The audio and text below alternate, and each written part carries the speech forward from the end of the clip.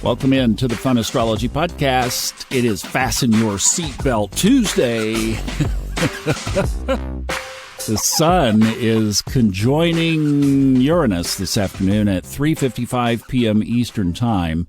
We're going to talk about that briefly. Maybe we can get a listener question in here today.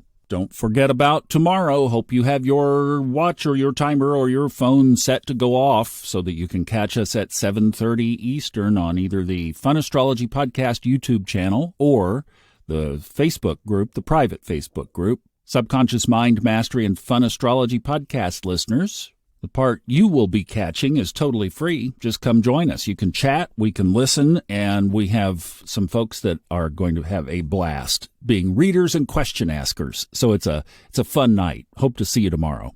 And yes, there will absolutely be a replay. I would suggest probably if you wanted to catch the replay, go to the YouTube channel because it will be automatic there. All right, let's talk about the Sun Uranus at 18 degrees 56 minutes at 3:55 Eastern this afternoon when they conjoin. My chart is set to Asheville, North Carolina, and it is showing this taking place in the 8th house.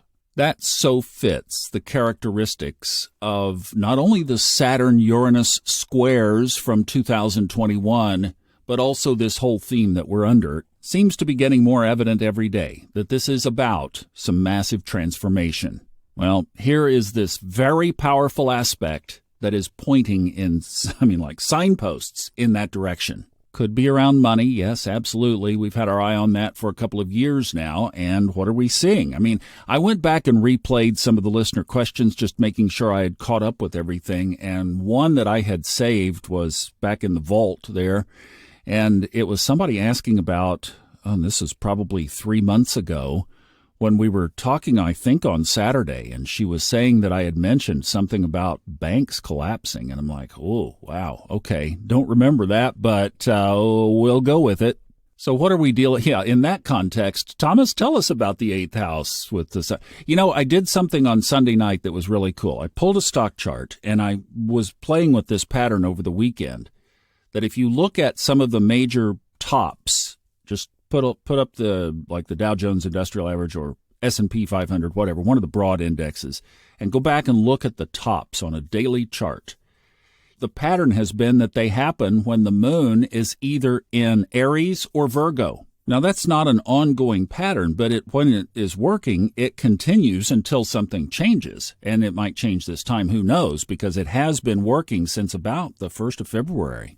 Moon gets into Aries, market drops. Moon gets into Virgo, market drops. Well, another one that I observed was the sun's pattern to Uranus that got us to where we are today. So if you go back into December, the sun trined Uranus and the market bottomed and started up.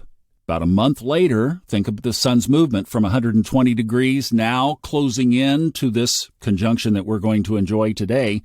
But this was in February that the sun squared Uranus and the market topped. Well, here we are again. Now we're conjunct, and then in a couple of months we'll be square again, but it will be a separating square, not an applying square. What you have to ask or you have to keep alert for is, will there be something else that gets triggered in the world, not just that, or in your life or mine? So if you think about the node, so think about karma in Taurus, marry that up with Saturn and Neptune in Pisces. Saturn in mundane astrology, tick-tock, knock-knock. Those of you who remember Casey Kasem as the voice of Scooby-Doo, ruh-roh.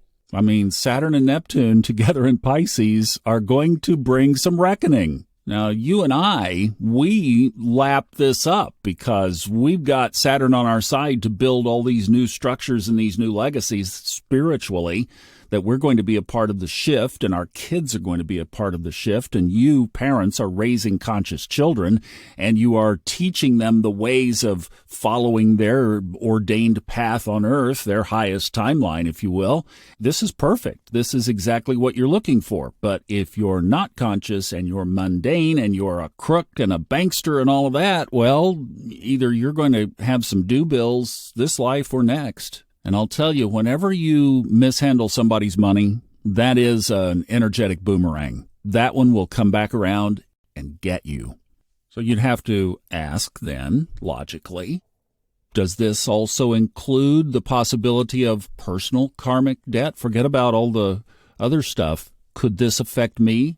Well, two of the biggest areas that people seek astrology for are obviously career/money and relationships. And both of those are reflected by this sign of Taurus. Now, I have practiced in my own life enough times to prove this up, that if you stay ahead of these aspects, then you have nothing to worry about because you're working with the energy, not against it, or you're not running from something, or you're not resisting. So one of the things that you could do under this energy is some really deep, introspective, spiritual inquiry. And this is why it is so critical that you learn how to interpret these charts. And things like we're going to be talking about tomorrow night, we're going to show you a new technique, a new kind of chart that you can cast that would be perfect for this kind of question. So these courses that we have are there to help you learn to fish, not to throw you a fish. Reason I'm saying this is I sat with my own chart last week, the one that we're going to show you tomorrow, that very chart for myself, and it showed the same thing, that I was looking at some transformational areas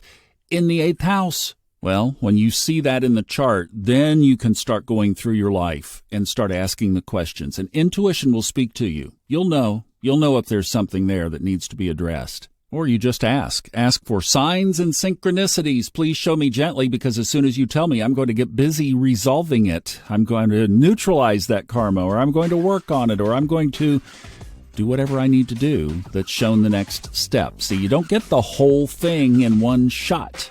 Not how it's designed. Transformation. It's the theme of my life, so I guess I kind of just like, okay, what else? Where can I transform? What's next?